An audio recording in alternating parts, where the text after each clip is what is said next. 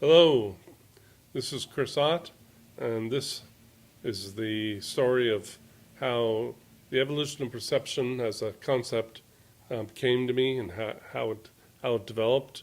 And I'm going to tell this the long version of this. And this is part 3 of the series I'm doing that I'm not making public yet, but I want to have it out there. And I think people one day may be very interested to know these things. But for now, I think this would bore most people, but I'm going to tell it because it interests me.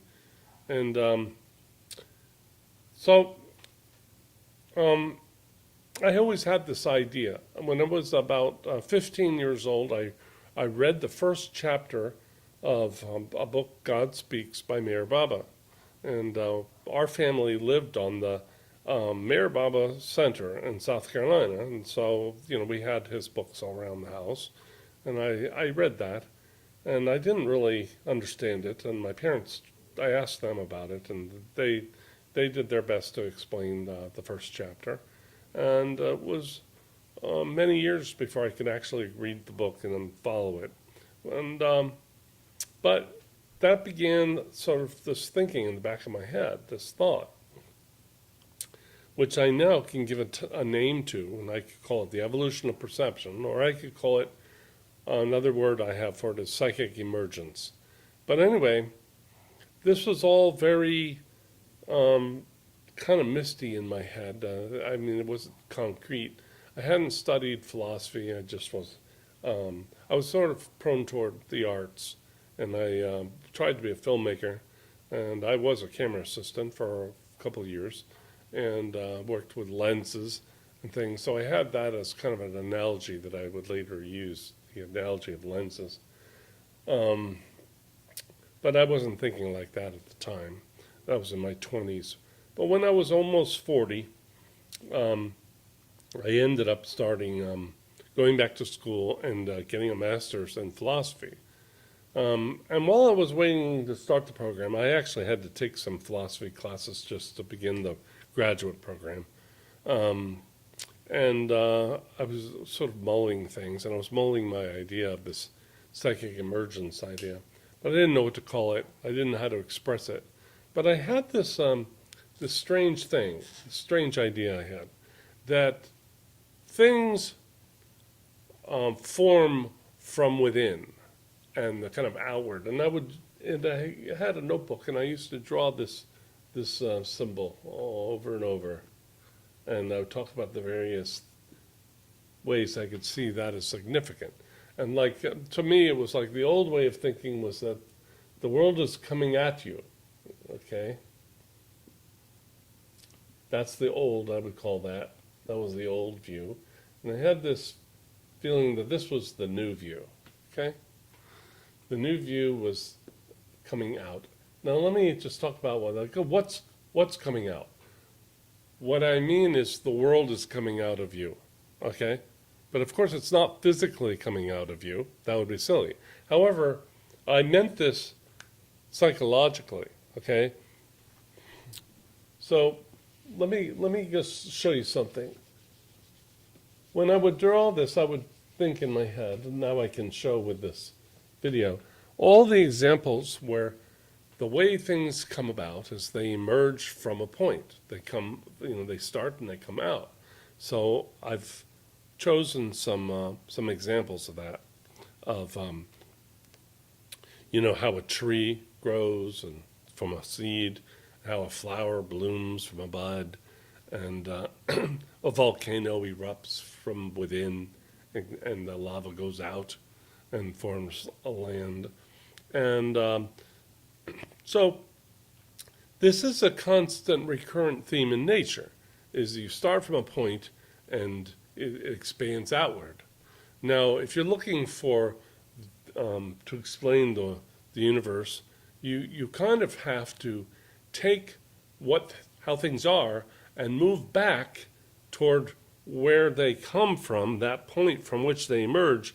And by seeing that process, you see what this really is. So a continent of land was once, lava, down in the earth, and then it came up. But when you know that process, you can understand what a continent is. Or, there used to be this one continent, they say, called Pangea, and it broke up and it split apart and spread across the earth because of these platonic plates, and I've written about that a lot. If you know about plate tectonics, you know what I'm talking about. And it emerged into all the continents that we have today, So, but originally it all was one continent. So we see this emergence theme in nature, and the way cells evolve, divide, and so forth, and the way a human being forms from a zygote, from a single cell originally, and so you see this point. But this is true physically, but to me it was like, well, I felt it ought to be applied to the psychological, to the psychic experience that we have of the universe. Then I felt the universe came out of a point somehow, but not a physical point, but a point of perspective. My father was an artist and a trained artist, and he went to Rhode Island School of Design. He was very educated in perspective and so forth, and he would explain how you do a two-point perspective and everything. And anyway, a perspectival point is the point from which you do a rendering or painting. Okay, there's that point of perspective, and okay, so anyway, there is a psychic aspect to this, just even in our daily life. Things kind of merge back into your own head. Now, so what do I mean by it's coming out?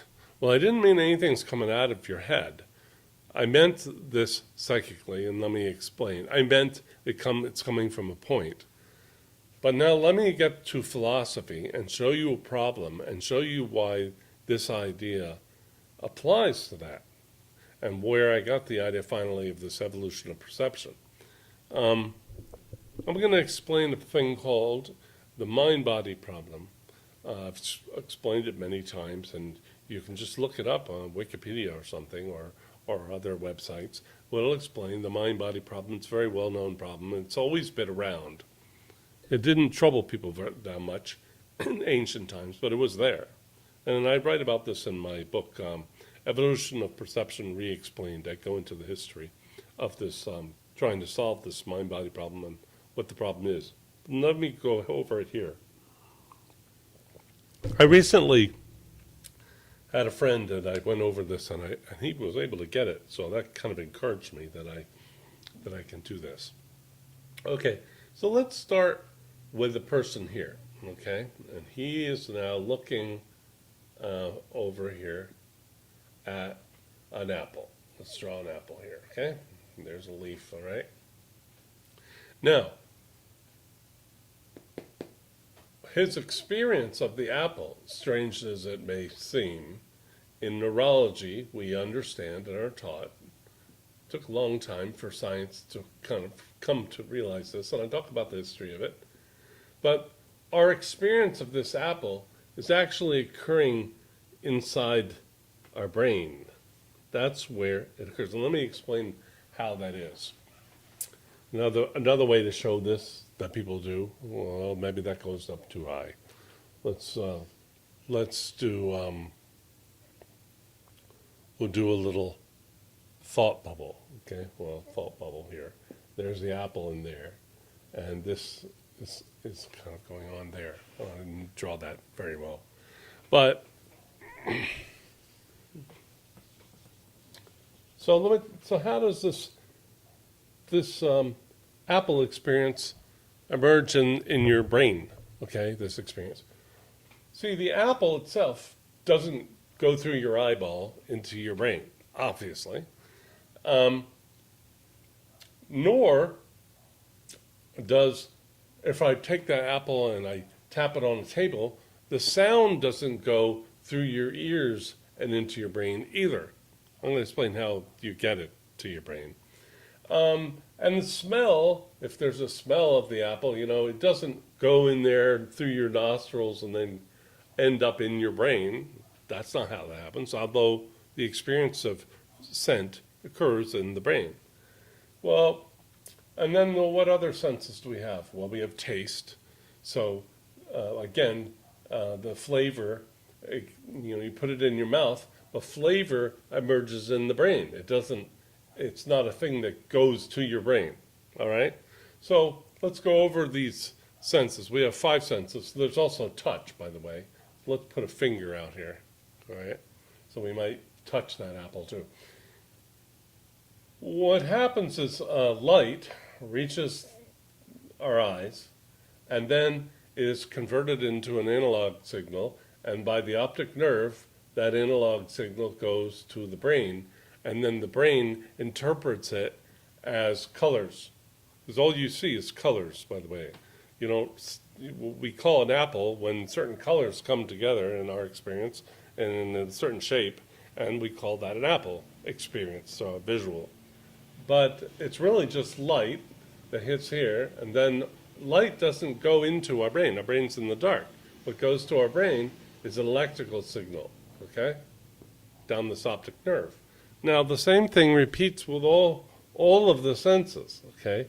So let's take we tap this on the wall, and there's a sound wave that comes off here, and supposedly the sound wave reaches our ear, and then down, again, a nerve goes down from the eardrum, which is vibrated by that sound wave, but the sound wave doesn't reach the brain. Rather, again, an electrical signal reaches the brain, and it interprets it as a sound. That's a sense in which if a tree falls in the forest, it doesn't make a sound. No, it doesn't. It makes a vibration, and then that vibration shakes your eardrum, which then the body forms an electrical signal that it sends to the brain. So scent, we can do this again with scent and taste, and touch is important because it feels really like you're touching the apple. But really, you have nerve endings in your fingers and hands, and then you have nerves, and these nerves go to the brain, and that is where the sensation of something you're touching occurs. So nothing is really going to the brain, just signals that the brain then interprets as an apple experience. Okay? So the question arises, if all you experience is your internal apple experience, how do you know that that what the actual apple that was its initial cause, supposedly, is like? And how can we know if this experience of an apple, with its scent and its feel and its the sound and its the taste and all, is really like the actual external apple? Okay, we can't compare our internal experience with the outside world. That's called the mind-body problem. I call it, okay, well, I'm going to explain why I call it the two-world problem. You have a world out here called the external world, which is theoretical, and then you have the one that's not theoretical, it's the actual experience. Now, if you think about this, we all just walk around and touch and experience our experience. That's our world, our experience. We don't experience some theoretical world, it's theoretical, okay? So, not only can we not compare this internal experience with this external experience, we have no way to even know that there is an external world, okay? We don't have any way to know that there is one. Maybe there's some other way that this forms here, besides now, a lot of this is tested, but we can't test the external world. We can test, like if I test nerves and I cut this nerve with a knife and now I can't feel the apple, I've done an experiment. However, this entire experiment occurred in the world of experience. Okay? I experienced the scalpel cutting a nerve and then experienced the experience getting cut off, the numbness and so forth. So this still has nothing to do with the theoretical second external world. This is still the internal world, the world of our experience. Okay? For instance, if I pull out a scalpel and I'm about to cut a nerve, well, where am I going to have that experience with that scalpel? Well, over here, you know. So our entire world is an internal world for each person individually. I'm not saying it's all in a particular person's head or something. I'm just saying each person individually experiences his own internal experience. Any talk about an external world, which they do talk about in philosophy, is purely a theory to explain how we have experiences of things like apples. We've come up with, to explain the apple we actually experience in daily life, and taste and smell and hear drop on the floor and all this, we've theorized that there's another one out here, and it's the source of all our experience of that apple. It's an external world apple, okay? So you have two worlds, all right? You have this world that's theoretical. Let's put it in the dark kind of thing. This is just a theoretical world. And then we have our actual world we're moving around in and experiencing, okay? So how does philosophy try to resolve this problem? They just keep insisting on this external world. But the problem with this external, that it must be out there. The problem is, how does, we get it that a nerve goes down there to our brain, and then suddenly it turns into an apple experience. But realize that an apple experience didn't move down the nerve. It wasn't that kind of thing. It was an electrical signal. How does experience emerge? How does, the way they sometimes say it is, how do you have consciousness? How is that possible? How is it formed? Like, I could tell you all about how an engine makes a car move by moving the tires and everything about that. But I can't tell you how some kind of brain engine creates experience. I can tell you a million things about how brains work, but not how it produces experience. And it's not necessarily the case that that's how it's done. Okay? Well, that'll become clear gradually, I think. Okay, so now everything has always been about another second reality that we don't experience. Somehow causes our reality that we do experience, all right? But there's an alternative to this, which is where the point is about those things that emerge in nature.